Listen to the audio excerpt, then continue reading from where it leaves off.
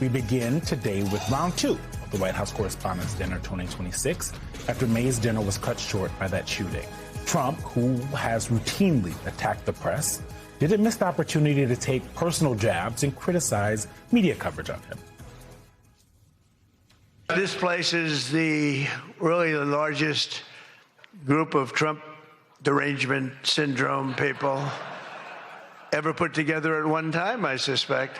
This evening, it's really all about the fake news media and your handling of prizes, and writing and producing and performing made-up stories like the Academy Awards. Sometimes I don't feel you treat me fair, or maybe you do. I don't know. I don't feel that, but sometimes you treat me very fairly.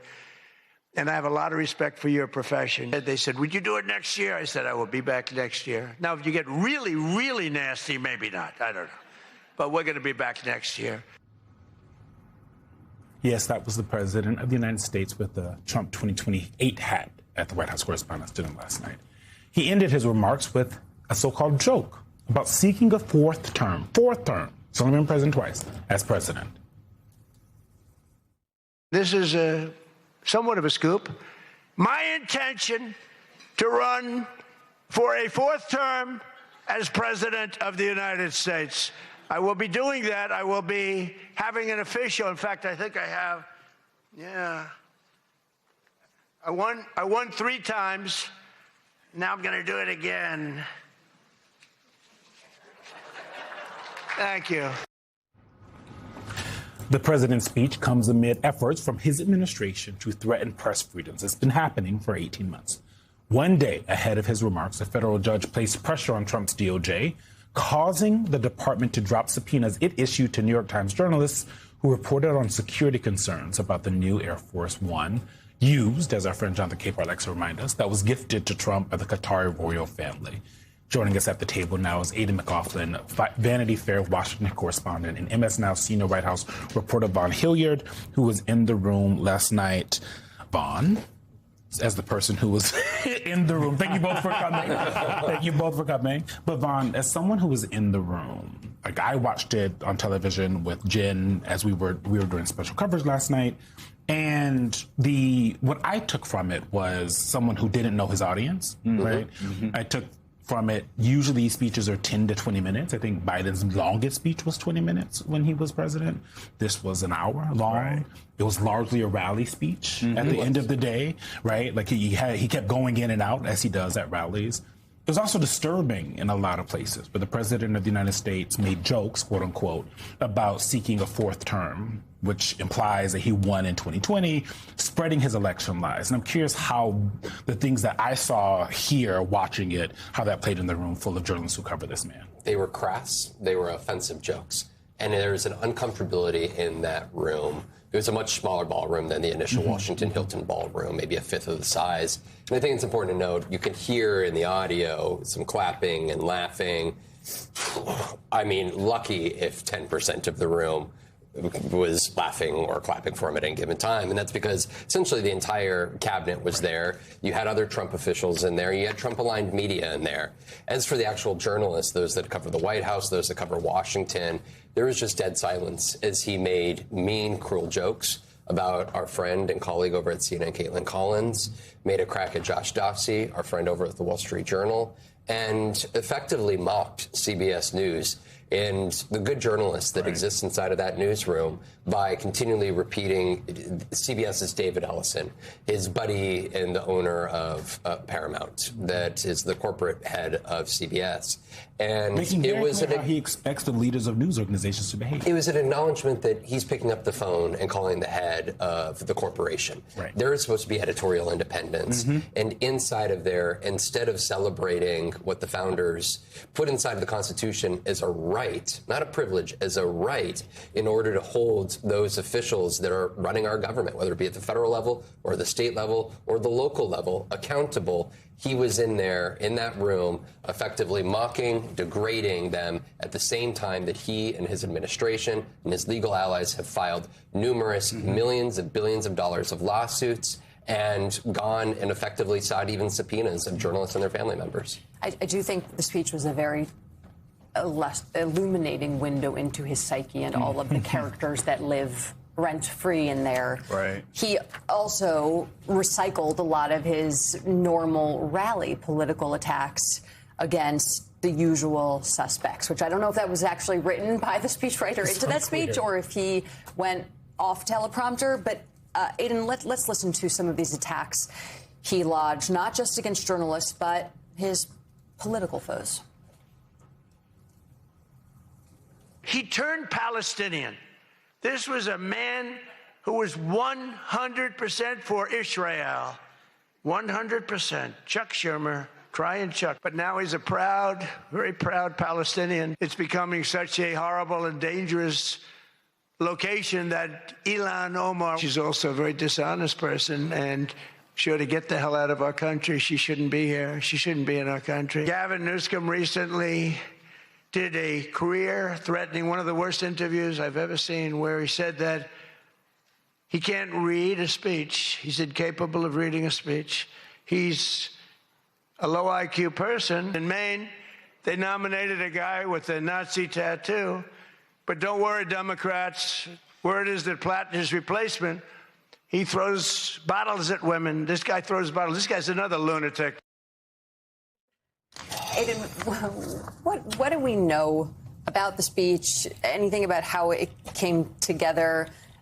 And, I mean, was this just, again, another Trump campaign rally at the end of the day? Well, I think we know that Trump himself didn't seem to be very happy with the speech. I mean, at multiple points, he interrupted himself to ask who wrote it.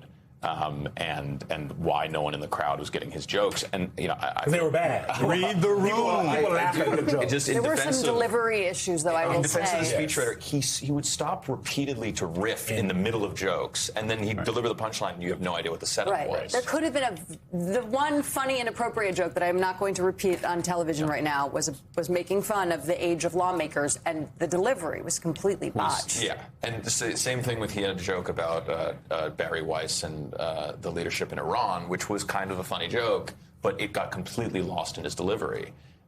So I do feel bad for the speechwriter would have to suffer that. But in a lot of ways, it felt like a hostage situation. There was like all these reporters who are trapped in Washington in the middle of the summer, being lured into Trump's old hotel by the president so they could sit for an hour and listen to him deliver a campaign rally and roast them. I mean, like, that's what I was thinking the entire time. This was like a grand trick that Trump had pulled off on the press. At least I was happy to see that the Correspondents Association put together that video which tried to impress upon Trump the importance of a free press. Right. I don't know if that's going to hold, at least beyond last night, but it was good to see that. So, Vaughn, you mentioned in your prior set of remarks about these subpoenas that the president or the DOJ has issued to the New York Times about their coverage of Air Force One. That's what I want to talk about. What strikes me about these subpoenas is the timeline. If you go back and look at when these stories were published, they were published on July 8th and 9th just a few weeks ago. But the subpoena seeks information going back to January of this year. This doesn't feel like a narrow leak investigation, at least not to me. I want to play what the president said when he was asked about this just yesterday. Yeah. Do you support these type of subpoenas to journalists, or are you going to encourage the administration? We're not after journalists. We're after leakers. We're after people that are cowards, people that are unpatriotic, people that are treasonous in many cases.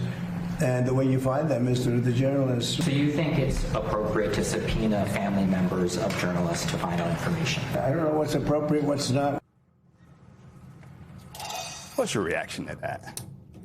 You would know this from the DOJ that the New York Times subpoenas are the only subpoenas that we know about at this time. Right. And when you're going back to records dating back to January, you're talking about a trove of information, of records that this administration could seek to effectively try to prosecute journalists for the sources that they talk to, individuals inside of the government that felt compelled to go to journalists to have their stories shared Right. and information be revealed because they believe that it's in the public interest to have it revealed. That is how journalism has long worked. And in 1971, the Supreme Court affirmed with the Pentagon Papers and the publishing of the Washington Post and the New York Times that unless the government is able to show that there is irreparable danger caused to the country Right. and public interest, that the government effectively can't go and stop the publication of material. And so what we are watching here in the year of 2026 is an administration that has actively begun, forget the lawsuits, but the subpoenas, effectively gone to not just put fear and intimidation inside of news organizations, but also, importantly, officials, career employees, Right. folks working within the government that, with their jobs on the line, if they were to be revealed, went and found journalists to share information. And what this administration is effectively saying to them is, do not do that. We are the ones that are going to be controlling the workflow of information. And when you have an admin that frankly cannot be trusted to share, Tell the truth. and be transparent and tell the truth, it's a very difficult reality. And at the end of the day, this isn't about like the navel gazing of journalists, right? That like, oh, we're so above everyone, so we should be able to, write whatever we want. It's about the people. It's about the American people. We are the only folks, people who talk to these sources who are trying to gather information. It's the only way they know what's going on in their government. Right. And so it's not about Donald Trump trying to it is about Donald Trump trying to silence journalists, trying to silence folks within the government who are looking at things that they're uncomfortable with or have a problem with. But it's also because they're trying to keep information from you guys at home. To chill news gathering. That is largely what is happening, is make sure that the American people don't hear what's going on. Let's throw up E6, Karen. Like, there's so many of the media targets that Donald Trump has been going after over and over and over again over the last 18 months. And Aiden, for me, and, I said this last night, I think you can joke about anything, but the jokes are only funny if Donald Trump didn't kick out the Associated Press out of the press pool last year. Right. The jokes are funny if Donald Trump's DOJ didn't go knock on Tyler Pager's door and give him a subpoena for just reporting the facts when he got an award last night. The jokes would be funny if these attacks on journalists weren't actually leading to actual action. Right. And I think, presidents have always had problems with the press. Every administration has had its troubles with reporters. They've had concerns about information they don't want leaked to reporters getting out to the public. This is entirely different. And the ways in which Donald Trump and his administration are cracking down on the press are totally unprecedented. I think a great example is what's happening at the Pentagon right now. Yeah. Secretary of Defense Pete Hegseth was in the audience last night.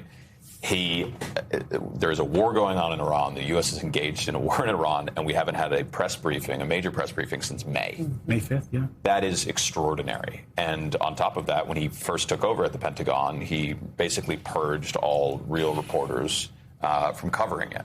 And so it's pervasive throughout this administration that you have officials and cabinet members who don't understand the value of the free press and actually go beyond that to punish information getting out to the American people. Right. And I do want to circle back to when we come back during the break, the conversation about the Pentagon, because there's more alarming news there.